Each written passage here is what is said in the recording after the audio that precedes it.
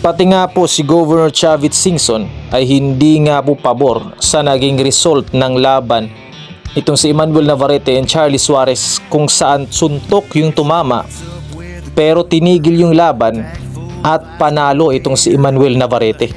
Yan yung pag-uusapan natin ngayon mga boss.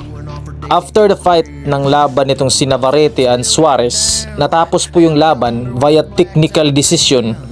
Ibinigay nga po kay Emmanuel Navarrete, kung saan malungkot ito si Charlie Suarez sa resulta ng kanilang laban, kung saan sabi ni Charlie Suarez pagkatapos ng laban sa isang interview, ikaya niya pang ipagpatuloy o i-knock out itong si Navarrete dahil kinaya nito yung mga solid power punches na pinapatama nito, and tingin niya ikaya niyang pabagsakin ito late rounds.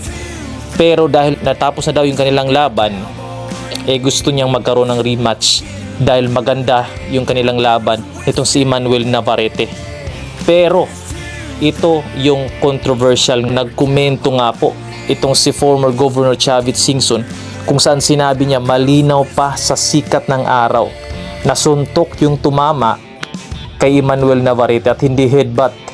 Nagpost ito na dismayado na dapat itong si Charlie Suarez yung panalo, and mostly o halos lahat mga boxing fans, Pinoy boxing fans, inkumbinsido rin na si Charlie Suarez talaga yung panalo dito. And I think ilalaban to ni Chavit Singson at ng kanyang kampo ni Charlie Suarez.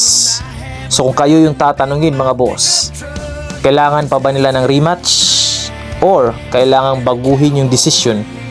At nabalitaan din natin na kung babaguhin daw ang desisyon ng laban ni Navarrete at Suarez ay magiging no contest ito, kung saan hindi pabor o sang-ayon ang karamihan dito dahil gusto nilang ibigay kay Charlie Suarez ang laban na to via TKO, kung saan kung magkakaroon ng rematch yung challenger is si Emmanuel Navarrete na, kung saan mas lalaki yung value o kikitain ni Charlie Suarez.